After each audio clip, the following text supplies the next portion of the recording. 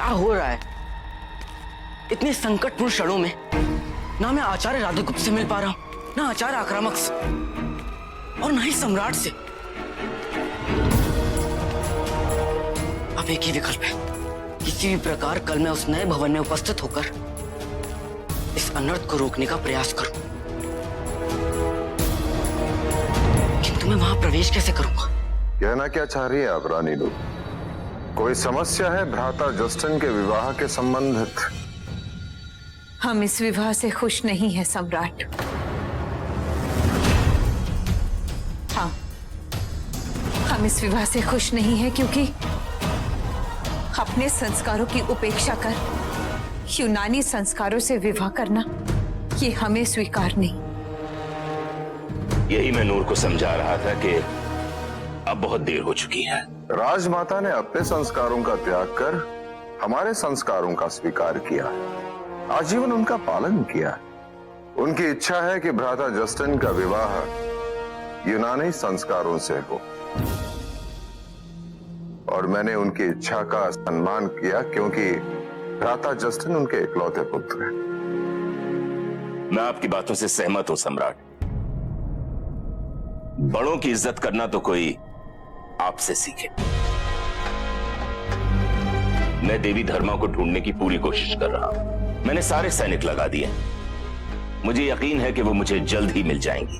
किंतु आप अपने कार्य में पर्याप्त नहीं है मीर। यदि ऐसा होता तो आप अभी हमारे सामने खड़े होकर भ्राता जस्टिन के विवाह के विषय में चर्चा करके अपना समय व्यतीत न करते हैं।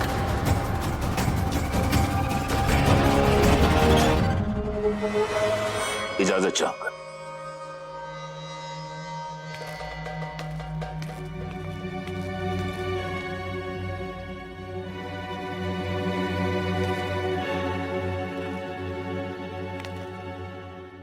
आपने अग्निशिखा को अपने आभूषण देकर बहुत अच्छा किया है।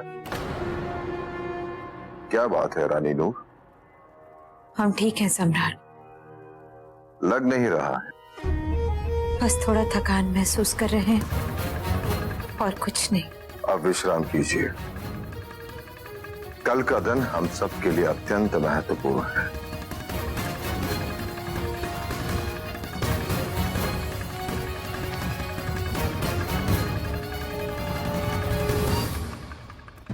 यही फर्क है आप में और जस्टिन में। यही बात अगर हमने जस्टिन से कही होती तो वो हमारा हाथ पकड़ता और हमारी आंखों में देखकर कहता कि नूर, तुम झूठ बोल रही हो। आज आपने यूनानी रीति का अच्छा प्रबंध किया था। आपकी प्रसन्नता ही हमारी उपलब्धि है। कोई बात है?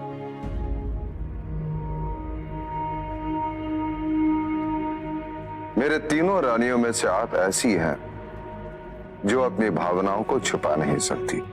3 या 4?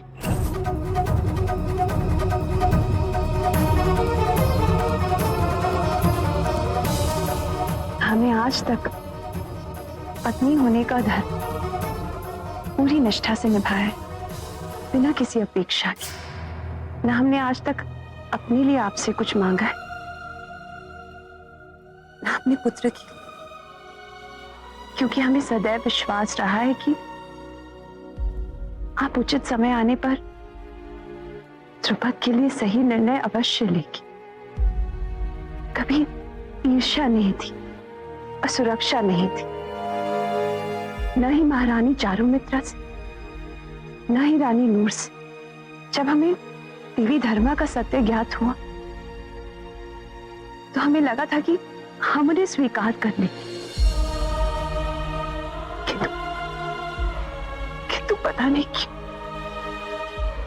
हम अपने मन में हो रही असुरक्षा को रोक नहीं पा रहे। पिताजी महाराज। जाओ पुत्र, जाकर सो जाओ। कल विवाह समारोह के लिए हमें समय पर पहुंचना है ना? हाँ। और मैं भी उस नए वाहन को देखने के लिए बहुत अधीर हूँ। जाओ सो जाओ।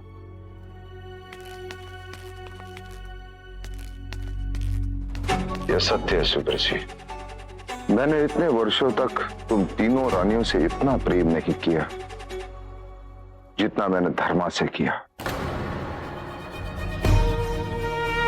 किंतु आपको समझना चाहिए कि मैंने उनसे विवाह किया है। यदि आज वो यहां होती तो आपके साथ यही अंतपुर में रहती, उसी सम्मान के साथ जो आपको, महारानी चारुमित्रा को और रानी नूर को प्राप्त हुआ। यह उसका दुर्भाग्य है कि इतने वर्षों तक मेरे स्नेह और इन सुखों से वंचित रही है। मेरी अपनी तीनों रानियों से यही प्रार्थना है कि वो धर्मा का स्वीकार करें और उसके सम्मान को मेरा सम्मान समझे।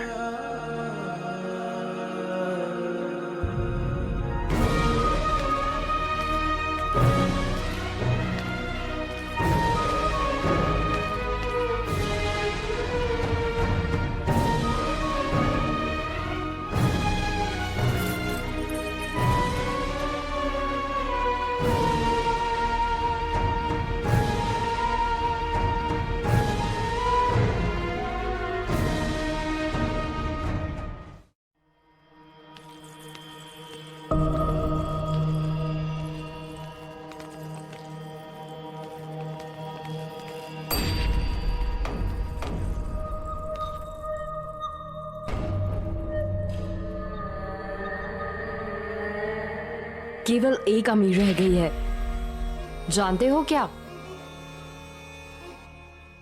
नेत्र बंद करो, नेत्र बंद करो ना।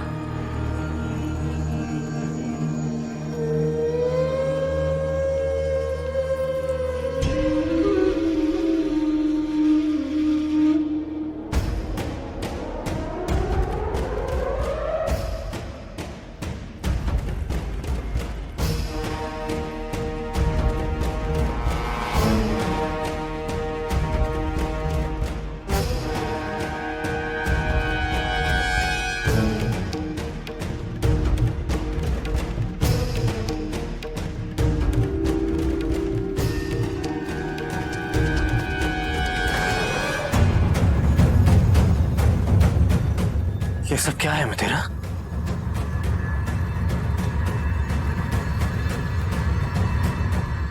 ये सम्राट बिंदुसार का मुकुट है मितेरा। नहीं, ये मगध के नए सम्राट का मुकुट है जो हमने विशेष तुम्हारे लिए बनाया है। हमने कहा था ना, इस विवाह से तुम्हारी प्रतिष्ठा का संबंध है। कल वही होगा। क्या होने वाला है कल मितेरा? और आपको इतना विश्वास कैसे है कि मैं सम्राट बनने वाला हूं? क्या करने वाली हैं आप? विवाह का उपहार विवाह से पहले नहीं दिया जाता है जस्टिन। प्रतिशोध की वजह से आप विक्षिप्त होती जा रही हैं। प्रतिशोध नहीं, न्याय। मत भूलो कि इस महान मौर्य वंश ने तुम्हें, तुम्हारी मां को कभी कोई अधिकार नहीं दिया, जबकि हमने अपना पूरा जीवन इनकी सेवा में समर्पित किया। क्या रीति अनुसार ज्येष्ठ पुत्र को सम्राट बनना चाहिए था, किंतु तुम्हारे छोटे भाई को उत्तराधिकारी बनाया गया और तुमसे तुम्हारी इच्छा नहीं पूछी गई। और हम, क्या चंद्रगुप्त की पत्नी नहीं थे हम? क्या उन्होंने अपना धर्म, अपने संस्कारों के अनुसार हमें अपनी अर्धांगिनी नहीं स्वीकार किया था? फिर ये अन्याय क्यों हुआ हमारे साथ? क्यों हमें केवल राजमाता के नाम घोषित करके हमारा इतना बड़ा अपमान किया इन्होंने? सत्य यही है कि इन्हें, चाणक्य ने कभी भी हमें अपना नहीं माना। सदैव पक्षपात करते रहे हमारे साथ, सदैव पक्षपात। मैं आपकी व्यथा जानता हूं मितेरा, समझता हूं, किंतु मेरा प्रश्न अब भी वही है, क्या करने वाली हैं आप? राजमाता, अशोक आपसे भेंट के लिए अनुमति चाहता है। अंदर भेजो। जी। मितेरा मेरी बात सुनिए, अभी हमारे पास समय है। कुछ भी ऐसा मत कीजिए जिसका मूल्य हमें अपने प्राणों से चुकाना पड़े। अपने उस स्वप्न को भूल जाइए, ठीक है? मुझे भी कोई इच्छा नहीं है, कोई इच्छा नहीं है सम्राट बनने की। मितेरा, मितेरा,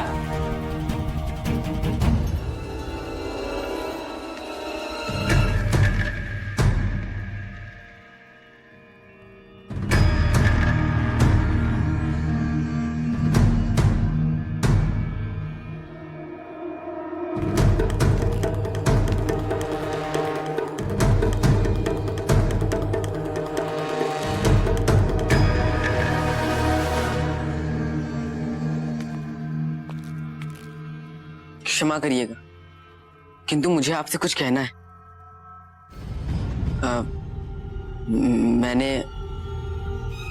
मैंने बोलोगे भी? आप चाहती थी ना कि मैं विवाह में एक भूमिका निभाऊं। मैं नदी से जल लाने के लिए तैयार हूं। अति उत्तम। चाणक्य के साथ उसका ये घोड़ा भी मर जाएगा। हमें प्रसन्नता हुई। रीत के अनुसार तुम्हें एक विशेष कलश में जल लाना होगा विवाह से पूर्व अग्निशिखा के स्नान हेतु। ये मेरा सौभाग्य है राजमाता। अपितु उस नए भवन में उपस्थित रहकर मैं उस विवाह से संबंधित किसी कार्य में आपकी सहायता भी करता रहूंगा। एक साधारण बालक के लिए इससे बड़ी गर्व की बात क्या होगी।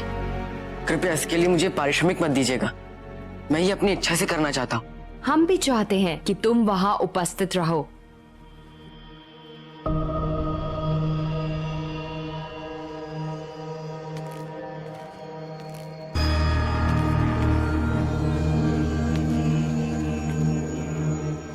विवाह के समय इस पे भी ध्यान रखना।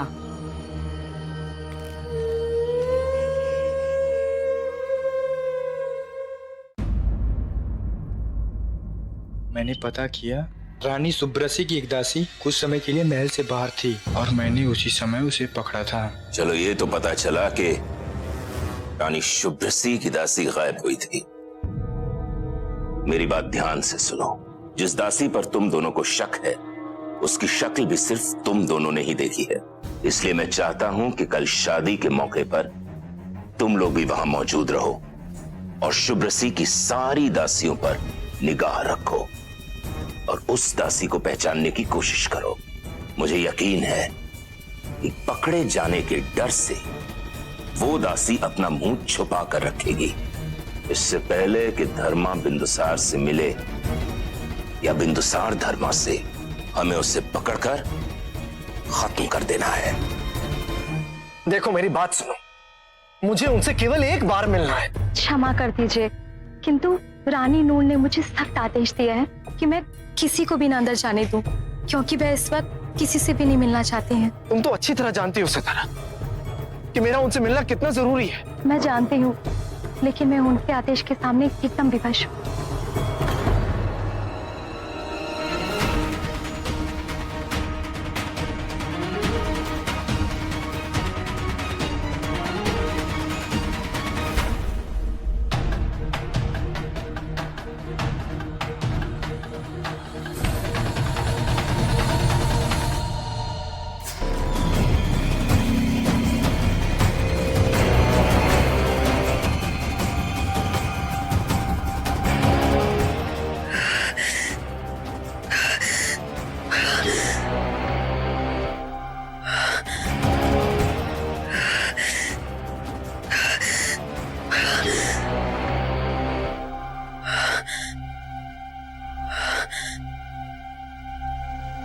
नूर, एक आखिरी बार मिल लो।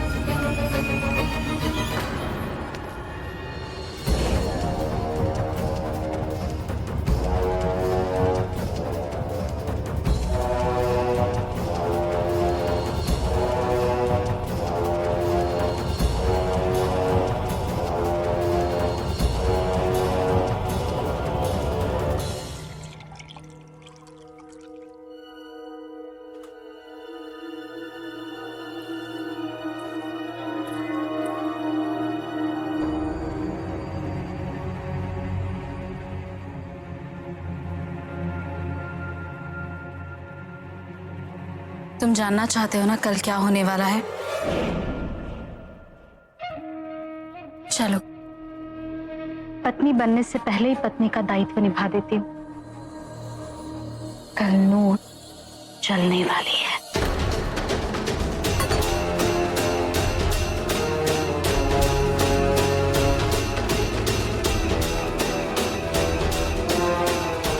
क्या?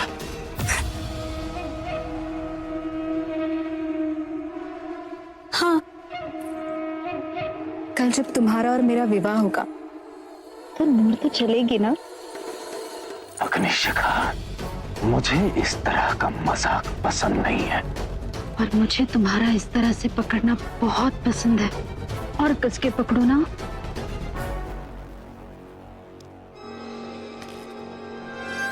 मुझे सब सत्य नहीं बताकर तुम मेरे साथ अपने संबंध और हमारे विश्वास दोनों को खंडित कर रही हो।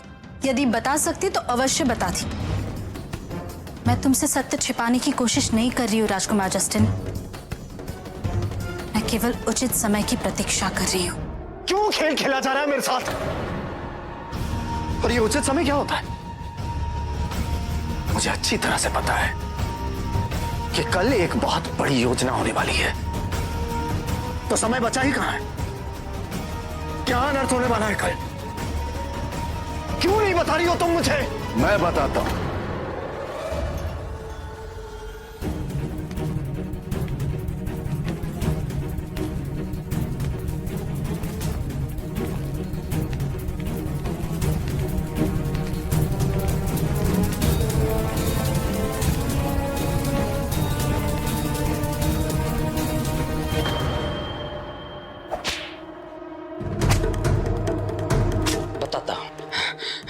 बताता हूं मैं। आचार्य, अशोक ने आपके लिए चाणक्य को नए भवन छुपा कर रखा गया है। नए भवन में? क्यों? कहां? ये मुझे पता नहीं है। मुझे इसकी कोई ज्ञात नहीं। मैं तो केवल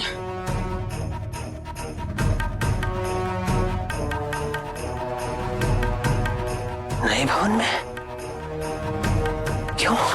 बदला, प्रतिशोध, इतने सालों का।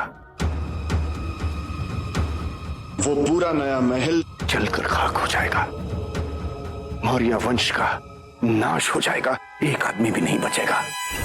न्याय के लिए, केवल न्याय के लिए। न्याय के लिए मैं नूर की बलि नहीं चढ़ने दूंगा। लेकिन कैसे बचाऊं उसे?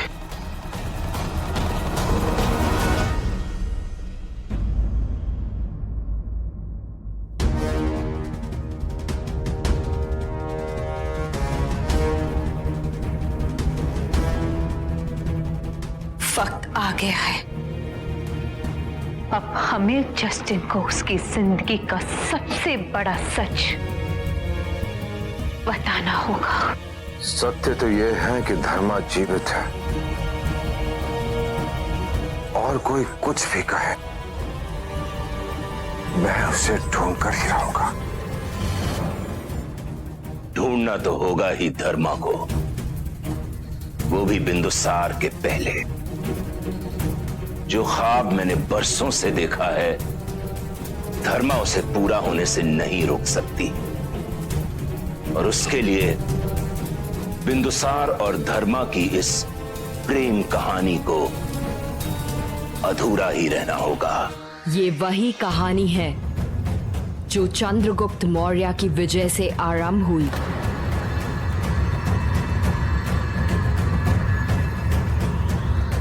और अब उसके पूरे वंश के साथ समाप्त भी हो जाएगी। कभी नहीं। जिन लोगों ने भी सम्राट और उनके परिवार को भस्म करने का षड्यंत्र रचा है, उनको मैं कभी सफल नहीं होने दूंगा। मैंने अपनी मातृभूमि की रक्षा करने का प्रण लिया है, और उनकी रक्षा करने के लिए यदि मुझे अपने प्राणों की बलि भी देनी पड़ जाए तो मैं दूंगा।